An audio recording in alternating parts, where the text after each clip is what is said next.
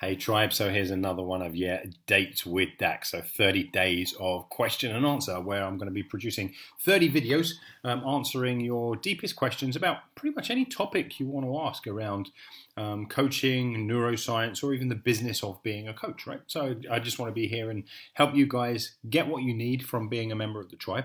And hopefully kind of help you to join a few dots in areas that are causing you challenges or struggles or heaven forbid, suffering. And so today's question is from Angie. So this is number 4, right? So Angie says, how can I break down the sciencey stuff to make it easy to understand for clients and perhaps even more importantly, engaging for new prospects? Excuse me, I want to help them understand but not put them off by making it all sound complicated. Yeah, I get you. A lot of this, particularly when you start to dive into the neuroscience side of things, or even just kind of more conventional psychological perspectives, a lot of it can seem really confusing to clients, right? So thing one is start with the client's language. Like when you hear the client talk about stuff, when they say for example, when they're experiencing stress, use the term stress with them to begin with until you reassert like the new definition. So for example, through mind map, we talk about threat quite a lot, but meet them in the concept of stress, have a conversation with them, like bring out their definitions, right? And this is probably one of the most important things that we can do as coaches is to make sure that we're speaking a common language. Because they say one thing, you hear something else. You say something, they hear something else. So we need to agree like a lexicon. We need to agree a language at the outset. And ultimately, the best language to use is the client's language, right? We know, hopefully as coaches, we know what we mean by a word that we're using. We also hopefully have a bit of an understanding about what they might mean. But it never hurts to clear that up.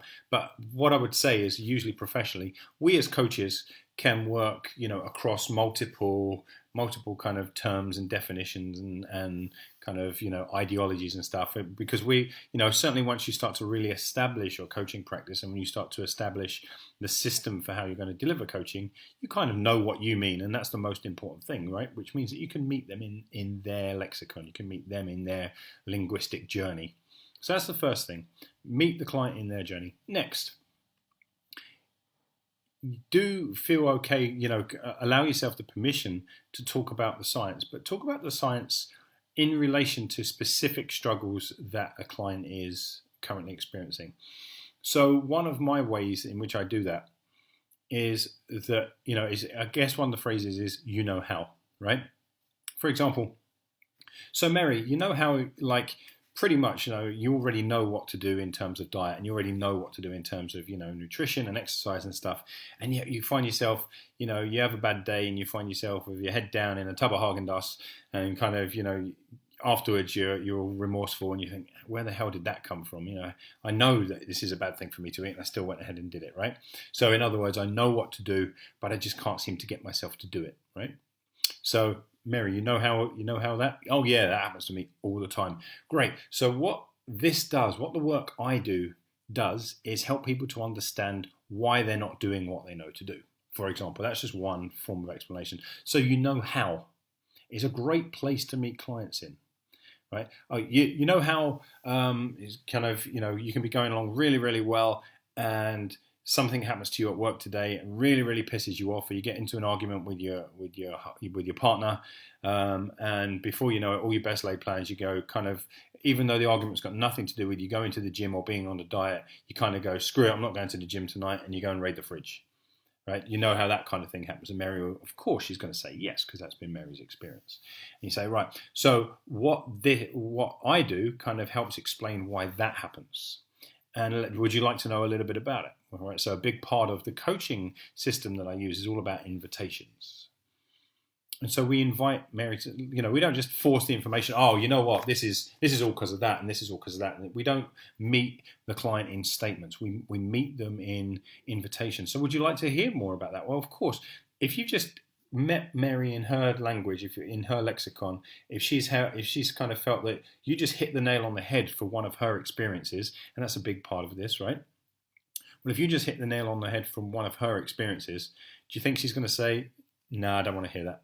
of course she's going to say yes. So she's already open, she's already receptive, and in fact, she's kind of leaning forward into you and kind of saying, well, tell me more, tell me more, tell me more. Because you clearly seem to understand this. You clearly seem to have an answer, an understanding of what's going on here. Right? So meet your clients and meet your prospects in their stories and in their experiences. And that then becomes the most important aspect of this whole thing, really, this whole coaching thing, right? Is meeting the client in their journey, telling them the story, and, kind of putting them, you could say putting them on tenterhooks, like, how that happens and da-da-da. And have you ever wondered why that's the case? Yeah, I'm always thinking about that. Like, what the hell's wrong with me? Well, actually, you realize that, Mary, that there's actually nothing wrong with you. It's a normal brain reaction. It's actually how the brain was wired. Really? Would you like to know more about it? I can tell you a bit more. And now we start going into prefrontal cortex, right? And I put the name out. Well, look, Mary, there's this part of the brain here, right, called the prefrontal cortex. I could bore you with it, and and that's not my intention. So let me just tell you a couple of things about it. First off, every goal you've got is right here in the right prefrontal cortex. I mean, everything that you're trying to accomplish, everything that doesn't yet exist but that you want to. In other words, every goal is here. And your logic is kind of here, right? Kind of all the aspect of making things happen and staying on track, and what most people would call willpower and stuff. That's all over here, right? So that all of this area is the part that's responsible for getting you to where you want to go. Now, the really interesting thing is that when you get stressed, overwhelmed, burned out, frustrated, emotional, the very first things that happen is that this part of the brain ramps down, and you go back to other parts, and these other parts take over different behaviors. They run the show, right? Mary's listening because, again, that has been her experience. Like, she's going along happily today. Suddenly she's like, what the hell happened, right? I was having a really, really good day. Something happened. I come in the door, I, kind of got some bad news, or got laid off at work, or had an argument with my husband, or someone put a ding in the car as I was driving home, or whatever it happens to be. And now I'm pissed off. And now all the things that were really important to me are gone. And this person has just explained to me exactly why. So how is a really powerful one. Meeting them in their language, creating invitations, and keeping it, once you've dropped in, if you want to put it that way, the big words, the prefrontal cortex and the anterior cingulate cortex and the amygdala and all this kind of stuff. Once you drop it in, connect that to a kind of a simpler framework, right? So kind of, when I'm talking, when I first explain this, right prefrontal cortex, creativity, future, all that kind of stuff. Left prefrontal cortex, all about the joining the dots and working out the strategy and kind of taking the steps and willpower and all that kind of thing, right? Well, whenever I'm talking to Mary now, from this point forward, I keep reminding her. So all that creativity, all that forward thinking is gone, and all that kind of the ability to connect the dots and take the right steps, that's out the window as well. Right? I don't have to keep saying prefrontal cortex, prefrontal. I don't have to science her out and all that kind of thing. Every now and then I might drop the terms in there. But the most important thing is that she's relating this concept. It's more of a concept, more of an idea, rather than a labeling system. Like, I need to label each area of the brain, right? Does that make sense? So hopefully that does. And in exactly the same way, you can kind of, you talk to them about the amygdala, for example, and as you describe the amygdala, what you say is actually it's a bit like a fire alarm, right? It's got a detector, and then it's got the actual kind of BP alarm part, right? So what your amygdala is doing all the time is looking for threats, and once those threats go off, it sets off an alarm. And what are the alarms? Well, you feel emotional, or you're going to fight, flight, and freeze. And here's, if that's a bit confusing, well, let me tell you what fight looks like. Let me tell you what freeze looks like. And the client is suddenly going, oh my gosh, I get it. Probably for the first time ever, they really, really come to understand it, right? So it's about proactive storytelling, but also you could say responsive storytelling. The client, so now you're asking questions about, like, Mary, have you ever experienced that? Or have you ever had a day like that where you were feeling really good and then something's knocked you off? Would you like to hear why that happens? Have you ever had one of those days, like, kind of where, sometimes you go, somebody is crappy to you, somebody's shitty to you, and you launch into a fury at them. But then there's other people that are shitty to you, and you back off and you leave it alone. There's other times that you're just all inside of your own head. You don't say anything, but you kind of, you spend the entire day kind of struggling with, well, let me tell you about that. And Mary, of course, is going to have had all of these experiences. So we don't teach science in isolation, because one of the things, for example, with mind map, one of the things that we come to understand is that literally everything is a skill. Right? Everything is a skill. Your ability to stay on track at times of stress, your ability to stick with that diet, your ability to continually kind of put out the quality and the quantity of work required to build up your business, all that kind of stuff. It's all a skill, which means that skills are improved by repetition, but they're also improved by kind of emotional connection and all this kind of stuff, right? And once those skills get adapted and adopted, they get embedded into the basal ganglia, but there are specific things that need to happen there. So we're not going to have a real deep conversation about the basal ganglia. What we're going to talk about is why things get habituated and what stops the habits from forming, and why it is that whenever you're using willpower, for example, you always get rammed back into kind of an old behavior eventually, right? The more willpower you use, the more likely you are to not be able to habituate the new thing. Most people don't understand that, right? And yet as soon as you explain it to them from the perspective of, kind of willpower means basically doing shit you don't want to do, right? Forcing yourself to do stuff that you really don't want to do, and that the brain doesn't work that way. The brain isn't going to be bullied into taking an action it doesn't want to do. It's always going to find the path of least resistance. Well, clients, again, they're going to understand, they're going to appreciate that. But I hope you're getting the kind of picture here. It's all about storytelling. It's all about linguistics. It's all about sharing your information, but relative to their own experiences. Okay, so we never share information just for information's sake.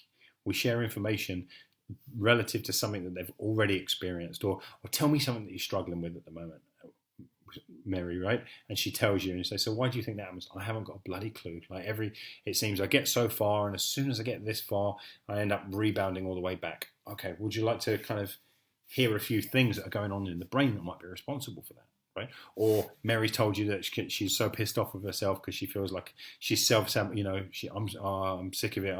I always self-sabotage. I just get ahead and I start to self-sabotage. Well, actually, Mary, self-sabotage doesn't actually exist from a brain perspective. There's a whole bunch of other things going on that actually feel a bit like self-sabotage, but the reality is there's something else going on, and that something else is designed to protect you. Would you like to hear a bit about that? Mary's all ears, of course. You see how it works.